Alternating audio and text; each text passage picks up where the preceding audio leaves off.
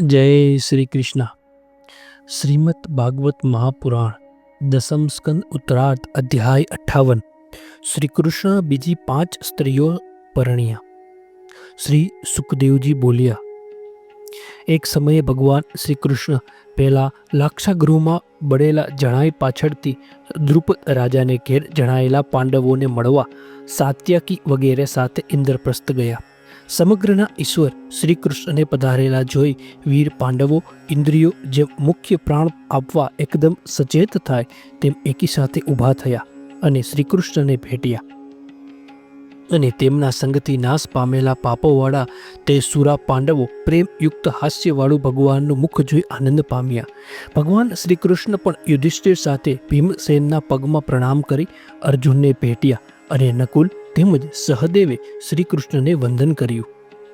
પછી શ્રી કૃષ્ણ ઉત્તમ આસન પર બેઠા એટલે પાંડવોને તરત જ પરણેલા પરમ સુંદરી દ્રૌપદીએ કંઈક શરમાતા ધીમેથી આવી શ્રી કૃષ્ણને વંદન કર્યું।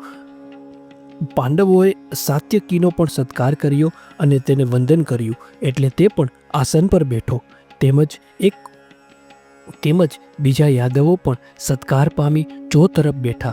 પછી શ્રી કૃષ્ણ કુંતાજી પાસે જઈ તેમને વંદન કર્યું એટલે ઘણા જ સ્નેહથી આર્દ દ્રષ્ટિવાળા કુંતાજી તેમને ભેટી સગા સંબંધીઓનું કુશળ પૂછવા લાગ્યા। સામેથી શ્રી કૃષ્ણ ભગવાને પણ તે ફોઈને તેમની પુત્રવધુ સાથે કુશળ સમાચાર પૂછ્યા।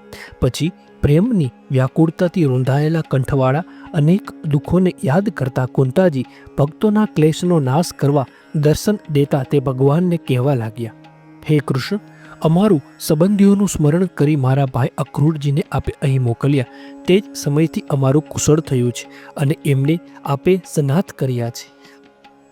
આપ તો સમસ્ત જગતના હિતૈષી અને આત્મા છો, તેથી આપને તો પોતાનો કે પારકો એવી ભ્રાંતિ છે જ નહીં, તો પણ આપનું સ્મરણ કરનારાઓ હૃદયમાં રહી આપ તેઓના ક્લેશનો હંમેશા નાશ કરો છો। યુધિષ્ઠિર બોલ્યા, હે અધીશ્વર, એમ ક્યું પુણ્ય કર્યું હશે તે હું જાણી શકતો નથી, કારણ કે મોટા યોગીઓને પણ દુર્લભ દર્શનવાળા આપના અમને દુર્બુદ્ધિઓને દર્શન થાય છે। આમ કહી યુધિષ્ઠિર રાજાએ વર્ષા ઋતુના 4 મહિના સુધી રહેવા પ્રાર્થના કરી એટલે ભગવાન શ્રી કૃષ્ણ ઇન્દ્રપ્રસ્થમાં રહેનારાઓને આનંદ ઉપજાવતા સુખથી ત્યાં રહ્યા। એક દિવસ શત્રુ વીરોનો નાશ કરનાર અર્જુન વાનરના ચિહ્નવાળી ધજાવાળા રથમાં બેસી ગાંડીવ ધનુષ્ય તથા 2 અખૂટ ભાથા લઈ શ્રીકૃષ્ણ સાથે અનેક શિકારી પશુઓ તથા મૃગોથી વ્યાપ્ત વનમાં વિહાર કરવા દાખલ થયો। ત્યાં તેણે વાઘો, ભૂંડો, પાડા, રૂરુ, મૃગો, અષ્ટાપદ પશુઓ, રોજ, જનાવર, ગોંડા, મૃગલા, સસલા તથા સેડાઈઓને બાણોથી વીંધી નાખ્યા। પછી તેના ચાકરો પર્વ આપ્યું હોવાથી તે પવિત્ર મેઘ્યોને યુધિષ્ઠિર રાજા પાસે લઈ ગયા અને થાકેલો અર્જુન તૃષાતુર થઈ યમુના નદી પર ગયો। ત્યાં મહારથી શ્રી કૃષ્ણ તથા અર્જુને નિર્મળ જળ પીધું। એટલામાં ત્યાં ફરતી સુંદર દેખાવની કન્યા તેમણે જોઈ એટલે મિત્ર શ્રી કૃષ્ણે તેની તપાસ કરવા અર્જુનને મોકલ્યો। તેથી સુંદર નિતંબવાળી, શ્રેષ્ઠ દાંતવાળી અને મનોહર મુખવાળી તે ઉત્તમ સ્ત્રી પાસે જઈ અર્જુને પૂછ્યું, હે સુંદર નિતંબવાળી, તું કોણ છે? કોની કન્યા છે? ક્યાંથી આવી છે અને શું કરવા ઈચ્છે છે? હું માનું છું કે પતિને ઈચ્છે છે, તો હે સુંદરી, તે સર્વ મને કહે। કાલિંદી બોલી, હું સૂર્યદેવની પુત્રી હોઈ વર આપનાર વિષ્ણુ ભગવાનને ઉત્તમ પતિ રૂપે ઈચ્છતી કઠોર તપ કરું છું। હે વીર, લક્ષ્મીના વાસરૂપ તે વિષ્ણુ ભગવાન બીના બીજા પતિ હું વરવાની નથી, માટે અનાથના આશ્રય તે મુકુંદ ભગવાન મારા ઉપર પ્રસન્ન થાવ। મારું નામ કાલિંદી છે અને અહીં જમુનાના જળમાં મારા પિતાએ બનાવેલા ઘરમાં વિષ્ણુ ભગવાનના દર્શન થશે ત્યાં સુધી હું રહેવાની છું। શ્રી સુખદેવજી બોલ્યા। અર્જુને તે કન્યાના કહેવા પ્રમાણે શ્રી કૃષ્ણ પાસે જઈને કહ્યું। ભગવાન તો પહેલેથી જ તે જાણતા હતા એટલે ભગવાન તે કન્યાને રથમાં બેસાડી યુધિષ્ઠિર પાસે આવ્યા। પછી પાંડવોના કહેવાથી ભગવાને તે જ વખતે વિશ્વકર્મા પાસે પાંડવો માટે અતિ અદ્ભુત નગર કરાવી આપ્યું। પછી પોતાના ભક્ત પાંડવોનું પ્રિય કરવા ઇન્દ્રપ્રસ્થમાં રહી ભગવાન શ્રી કૃષ્ણ અગ્નિને ખાંડવવન આપવા અર્જુનના સારથી થયા। હે રાજન, તે વેળા અગ્નિએ પ્રસન્ન થઈ ગાંડીવ ધનુષ્ય, ઘોડા ઘાડા એક રથ, 2 અક્ષય ભાથા અને અસ્ત્રધારીઓથી તોડી ન શકાય એવું એક કવચ અર્જુનને આપ્યું.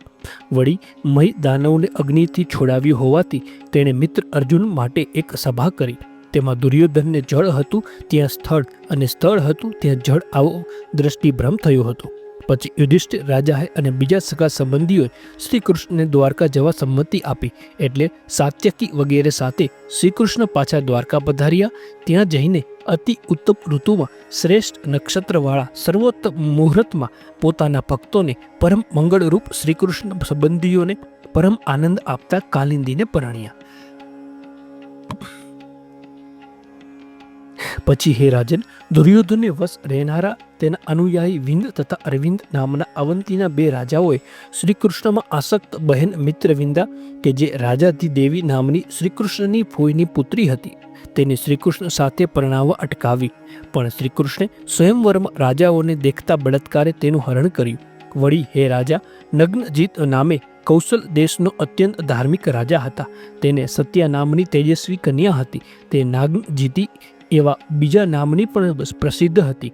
ત્યાં તીક્ષ્ણ સિંગડાવાળા, વશ કરવા અશક્ય, વીર પુરુષોની ગંધને પણ સહન નહીં કરનારા અને ઉદ્ધત સાપ આખલાને જેત્યા પછી બીના રાજાઓ તે કન્યાને પરણી શકતા ન હતા.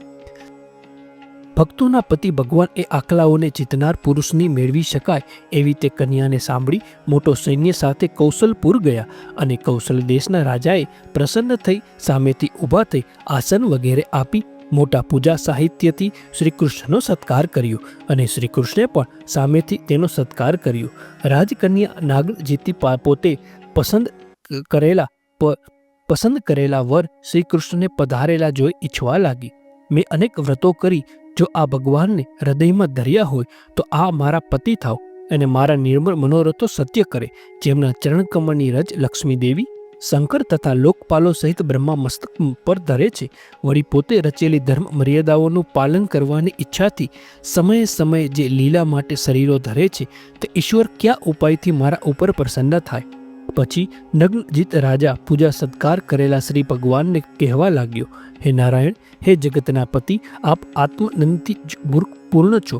હું શુદ્ર આપનું શું પ્રિય કરું?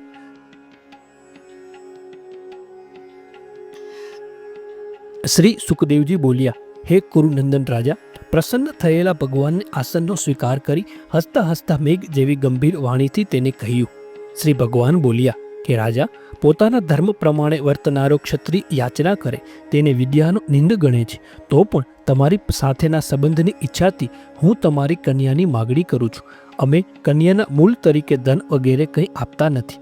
રાજાએ કહ્યું, હે નાથ, આ જગતના આથી બીજો કયો અધિક પુરુષ કન્યાના વર તરીકે અમને ઈચ્છિત હોય? કારણ કે ગુરુના સ્થાનરૂપ આપના અંગમાં લક્ષ્મીજી નિત્ય વિયોગ વિના રહે છે. પણ હે યાદવ શ્રેષ્ઠ, અમે પ્રથમથી જ કન્યાને યોગ્ય વર મેળવવા પુરુષોના પરાક્રમની પરીક્ષા માટે પ્રતિજ્ઞા કરી છે. હે વીર, આ 7 આખલાઓ હજી સુધી પલોટાયા નથી, કોઈને વશ થયા નથી. તેઓએ અનેક રાજપુત્રોને હરાવ્યા છે અને ઘણાના અવયવો ભાંગી નાખ્યા છે. તેઓને વશ કરી દોરડાથી જે નાથે તે કન્યાને પરણી શકે. હે યદુનંદન, આપ આ આખલાઓને વશ કરી નાથો તો હે લક્ષ્મીપતિ, મારી પુત્રીના વર તરીકે માન્ય થઈ શકો.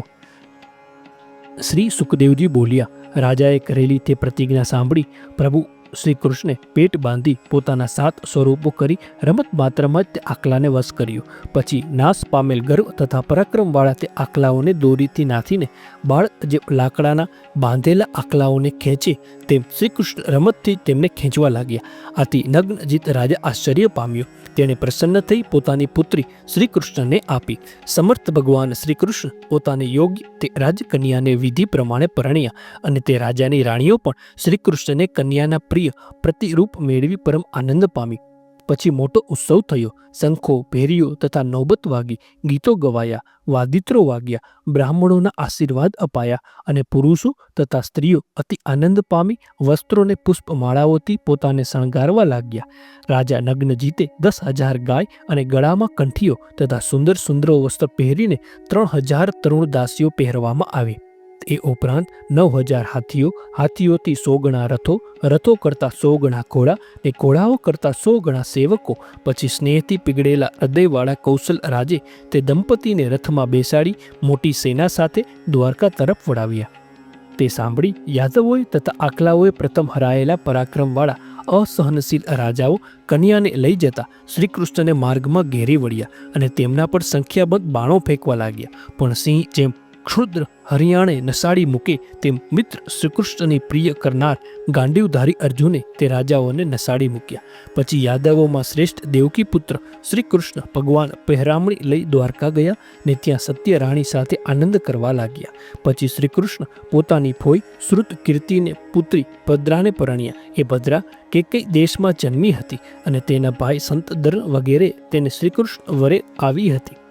વળી મદ્ર દેશના રાજાની પુત્રી અને સર્વ લક્ષણોથી યુક્ત લક્ષ્મણોને ગરુડ જેમ અમૃતને હરી લે તેમ શ્રીકૃષ્ણ એકલાને સ્વયંવરમાંથી હરી હતી. આવી બીજી પણ હજારો સુંદર રાણીઓ શ્રીકૃષ્ણને હતી. તેને ભૌમાસુરનો નાશ કરી શ્રીકૃષ્ણ તેના અંતઃપુરમાંથી આણી હતી. શ્રીમદ ભાગવત મહાપુરાણ દસમ સ્કંદ અધ્યાય 58 સમાપ્ત. જય શ્રી કૃષ્ણ.